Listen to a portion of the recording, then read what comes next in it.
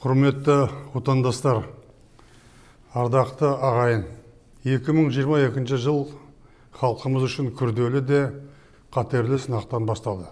Баршаңызға мәлім, ұйымдасқан экстремистік топтар елімізде жаппай тәртіпсіздік орнатып, террористік шабуыл жасады. Соның салдарынан бейбіт тұрғындарымыз зардап шекті. Қасіретті оқиға кезінде қаза болғандардың жақындары мен туған туыстарының қайғысына ортақтасып көңіл айтамын. Лаңкестер елдігіміз бен егемендігімізге, тыныштығымыз бен тұтастығымызға қауіп төндіріп, жұрттың берекесін қашырды. Президентіміз Қасым-Жомарт Кемелұлы Тоқаевтың шұғыл шешімдерінің арқасында ел іргесі сөгілген жоқ. Мемлекет басшысын қолдау баршамыздың азаматтық борышымыз. Ендігі кезекте осы оқиғадан сабақ алып, мұндай бассыздыққа жол бермеуге тиіспіз. Бабаларымыз ғасырлар бойы аңсаған тәуелсіздіктің 30 жыл ішінде атқарған істеріміз аз емес. Қазақстан әлемге танылған еңселі елге айналды. Ұлан-ғайыр шекарамыз түбегейлі бекітілді. Елімізде іргелі реформалар жүзеге асып, Орталық Азияда көш бастадық. Еуразия жүрегінде сарыарқа төсінде жаңа астанамыз бой көтерді. Бірлік барда ешбір жау сағымызды сындырмайтынына біз сенеміз. Уважаемые казахстанцы, дорогие соотечественники, январские события потрясли весь Казахстан.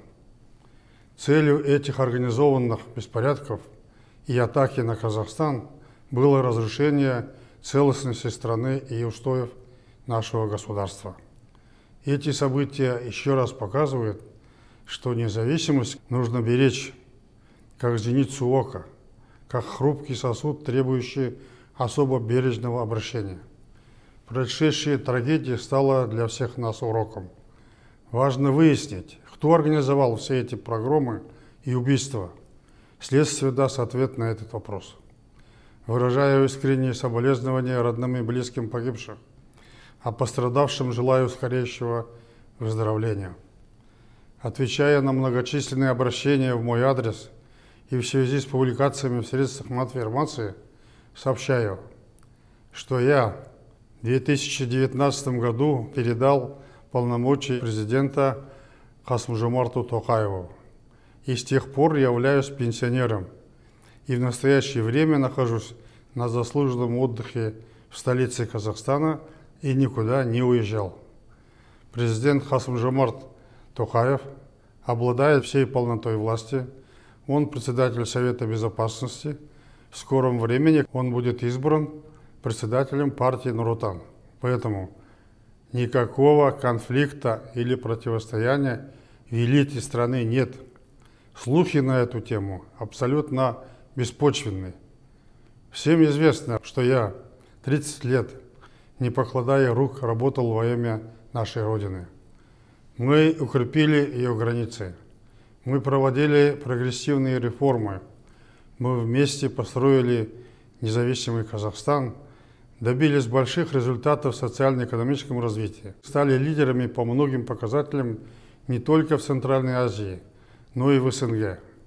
Казахстан стал узнаваемым, авторитетным государством в мировом сообществе. Это все результат сплоченности и единства всех казахстанцев.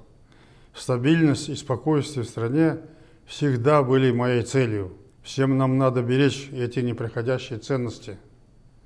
Мы обязательно пройдем через кризис и станем еще сильнее. Президент выдвинул новую программу реформ, направленную на повышение благосостояния народа. И эту программу нужно поддержать. Желаю вам, дорогие соотечественники, здоровья и благополучия.